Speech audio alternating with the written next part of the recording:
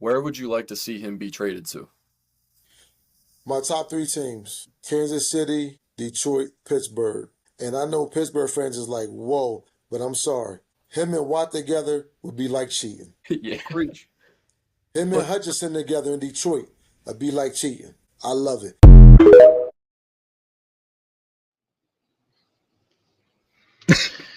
Here we go. Here we go. So I'm gonna let you go ahead and tell me why. I want you to tell me why. And I'm not pounding the table. And there are caveats to my thinking on this whole subject. But I want you to tell me, why is Micah Parsons not even a consideration for the Detroit Lions?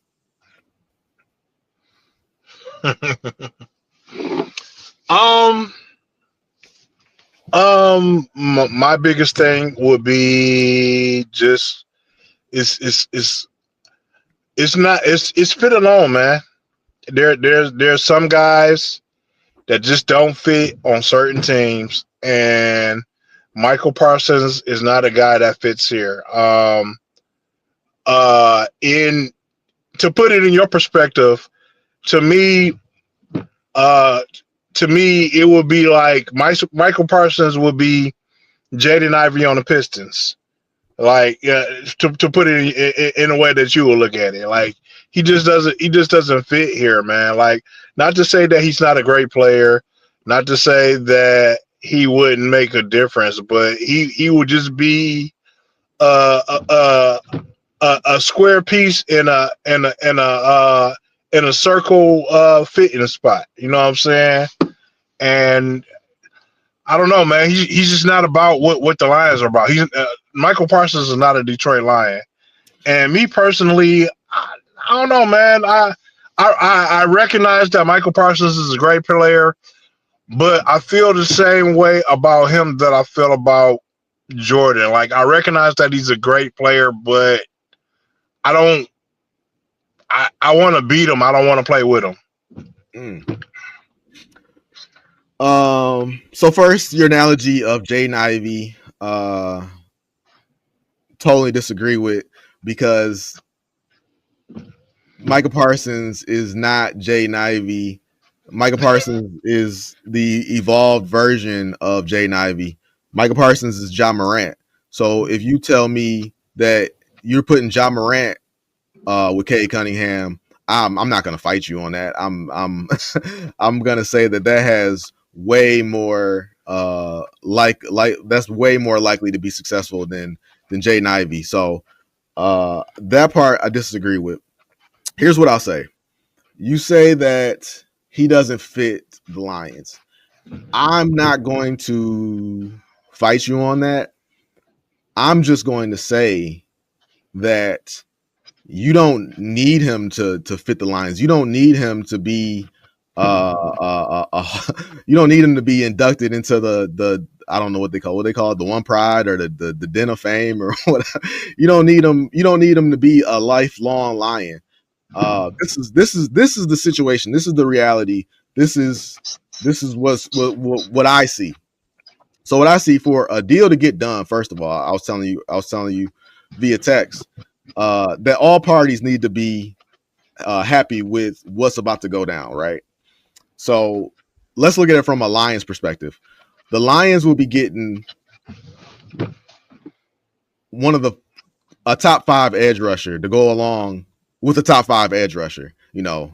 And if Brad Holmes is listening to this, he probably just fell out of his chair. There is no way you can ever have 2 top 5 edge. But I'll just work with me here. That would be the Lions in game in this whole thing.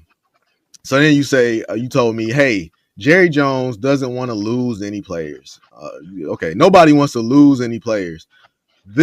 You come to Jerry and you say, Jerry, look, I mean, if you want to deal with this situation, that's on you. Go ahead. But worst case scenario is Micah Parsons holds out this season, doesn't play football, and you lose him for nothing. So I'm coming to you and I'm offering you a deal. I hope that you could get it. I hope so. This goes to something that I always talk about is trading players ahead of their contract while they still got time on their contract. Micah Parsons has 1 year left on his deal, so he's a rental player. So if Jerry Jones wants to moon in the stars for Micah Parsons for essentially a 1 year, and maybe we could renegotiate his contract, which we can't. I'm with Brad Holmes on that. I'm not asking you to re-sign this guy. It's crazy. He's already getting paid $25 million a year on his current deal, so he's gonna want more than that going into his next deal. So yeah, I'm not extending Micah Parsons. I'm just telling Jerry, hey man, I can give you some draft capital. I can even give you a player because the player that you have right now does not want to be there. That's no secret. He's come out on social media, wrote a whole letter, told him that, hey, I'm done talking to y'all. I mean, it's a terrible situation. And if you can't get to Jerry, hey, maybe I got to talk to his son. I got to talk to whoever I got to talk to. But if Jerry thinks that Micah Parsons is going to be a Cowboy, I mean, either they're going to throw him the bag, and they're gonna throw him the bag the way he's talking. They gotta throw him the house and the bag, or they could just make this problem go away by trading him, save face, and get some draft capital and a player in return, and just try to save face. And then the last thing I've heard, one more. The last thing I've heard is Micah Parsons is not he's not a lion. He wants money. He's not gonna go for this. He's not gonna go for that. Like I said, your boys at Woodward Sports, they shared a clip of Micah Parsons' father on a podcast. I can't remember the first team that he said, but he named 3 teams that he could see his son playing for. I think the other one was Kansas City, but he said I think it was Kansas City, the Detroit Lions, and the Pittsburgh Steelers. So I mean, his father isn't him, but I would feel like his father has some input on what he does. And if you go to Micah Parsons and you say, listen, we are not going to extend you, but you really have no say in this matter. You could come to Detroit and you could hold out too, whatever. That's on you. But if you look at it from a logical perspective, you can come to Detroit, right? You come to Detroit, you're done with Dallas. You don't even got to go back to, if anything, you get to play Dallas in the playoffs and get your revenge on them. We're here to win a Super Bowl. And I know, say what you will about Micah Parsons. Micah Parsons is in the league to win a Super Bowl. So this is the best opportunity you're going to have in the league to win a Super Bowl. And on top of all that, if you go out there and you perform this year as you can, on the opposite side of Aiden Hutchinson, do you know how much money you're going to make as a free agent at the end of this year? Like, you're not going to get the money from us, but you are going to be able to go out there and put up, because we don't get sacks here in Detroit. Aiden Hutchinson gets all the sacks, and that's it. So there is such a gap. There's such a huge hole to get sacks in Detroit that you would be able to pad your stats so beautifully that bag is waiting for you at the end of the season. All right, so here's what I'll say. This is what I say. When I say that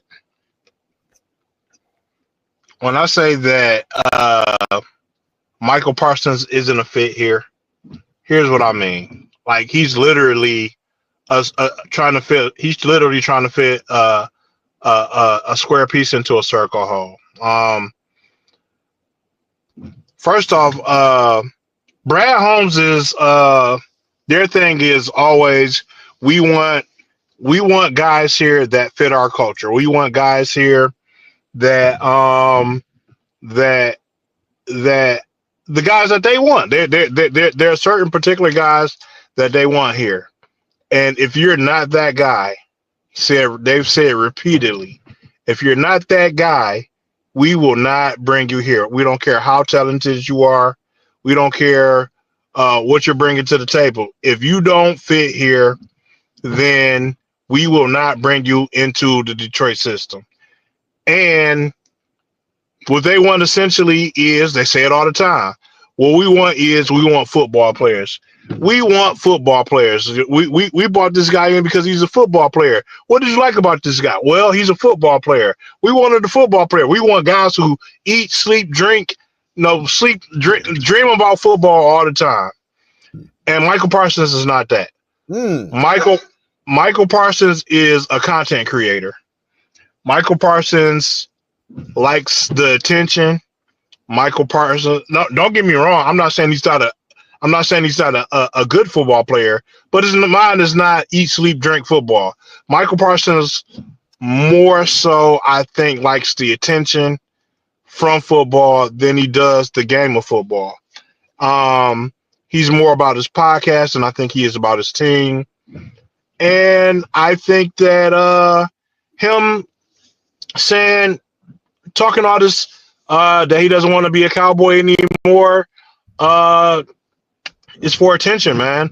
Part of a holdout strategy, because in the same breath, Michael Parsons has always said that he doesn't want to play for any other team than the Cowboys. He'll never leave the Cowboys. He said it every year he's been in the league. And all of a sudden, when his contract comes up, he's saying, "Oh, I want to leave." And I think it's just a ploy in order to get what he wants accomplished. The other thing about it is you're not going to get more attention in the NFL than playing with the Dallas Cowboys. Every media news network in the world is going to follow you when you play for the Cowboys. Oh my God, Michael Parsons picked his nose today. Top story on ESPN News. You're not going to get that in Detroit. You know what I'm saying? The only reason we're getting the attention that we get now is because we won 15 games last year, and we were one game away from the Super Bowl the year before that. And we still, I feel like we still are not top news story town. So that doesn't fit Michael Parsons. As far as Jerry Jones and making a deal for Michael Parsons' last year in the contract, Jerry Jones doesn't give a fuck about that. When has Jerry Jones ever gave a damn about what a player wants, who's going to hold out? Jerry Jones sees a great player. He's not going to let Michael Parsons go. At the end of the day, they'll probably end up paying Michael Parsons what he wants, but they're going to make a big, just like I'm saying about Michael Parsons, Jerry Jones is the same way. They're going to make a big dramified issue about it, and then the day before he says, "I'm going to leave," he's just going to drop the bag on him and say, "Here you go." So, I mean, it's just too many pieces that don't fit, man. I don't see it working out. I don't. It's too many things that don't work well, that don't mesh well together in order to make this work. And it would be going against everybody's grain to make this happen. Like, everybody would have to make sacrifices to make this happen. And I don't think that the sacrifices that will have to be made will they'll be willing to make those sacrifices. On top of that, I don't think Michael Parsons wants a 1 year deal. I think he wants an extension, and I don't think he's going to wait till next year to get it. I think he wants it this year. I love it because we couldn't be any further apart on this whole subject. Yeah. I mean, we could not be any further apart. The one thing that you did say in there that I disagree with, but I would argue and could argue, and I could be wrong, is Michael Parsons wanting an extension. Now that makes sense. Like I said, you're not going to get an extension. You have a contract in place, so it's on you if you want to play football this year on that contract. It's up to you. You know, it's the same thing that they're telling Alex Anzalone. You got a contract. Go play football. So you know, it's the same thing. Micah Parsons, the he doesn't eat, sleep, drink football. You know, we got a receiver that has a podcast, so I know you're not holding that against Micah Parsons. And It's not the podcast. It's everything around the podcast. It's the type of podcast. Like, so St. Brown and Michael Parsons' podcast are completely different. Like St. Brown, he talks with things, but there are certain areas that he won't go. Shit, with Michael Parsons' podcast, it's all on the floor. You can talk about everything. You want to talk about a teammate, he'll talk about a teammate. Yeah, fuck that nigga. I don't like that nigga on the team anyway. You know what I'm saying? It's just the way he goes about things. It's not the fact that he has a podcast.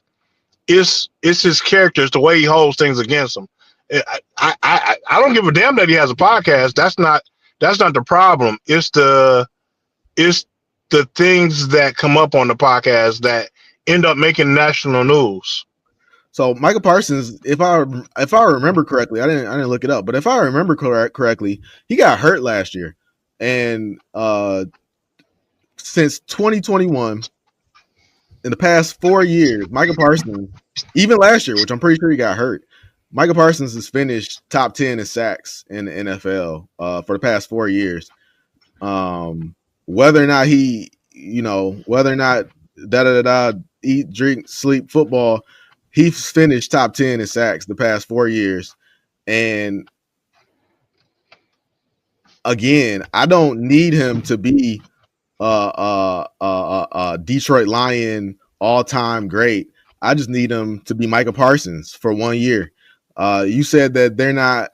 Brad Holmes said he's not going to bring in anybody who doesn't, fit the culture, which is a whole nother discussion as far as what that means, fitting the culture. But what I will say is that Brad Holmes has brought in C.J. Gardner-Johnson.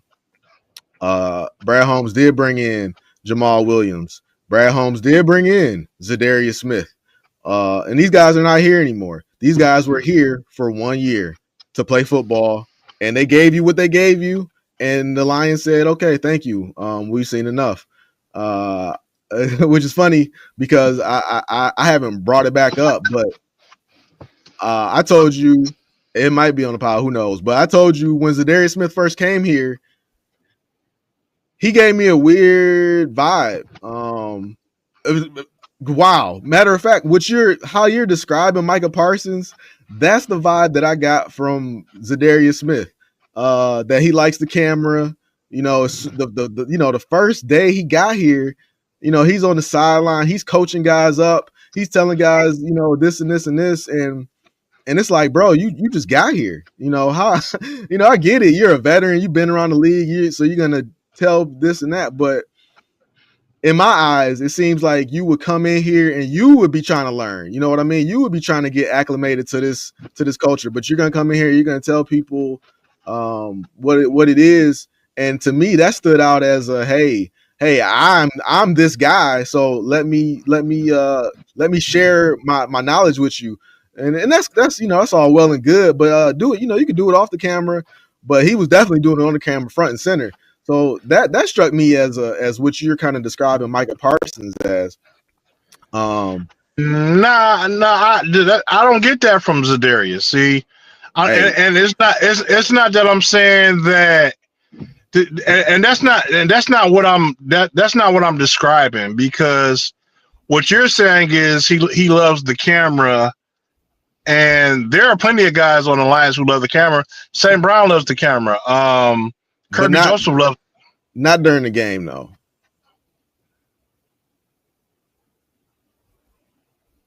I don't think those guys love the camera during the game. Now, after they make a big play, obviously everybody loves the camera after they make a big play. But I'm saying, well, you're not doing anything. You're not doing anything.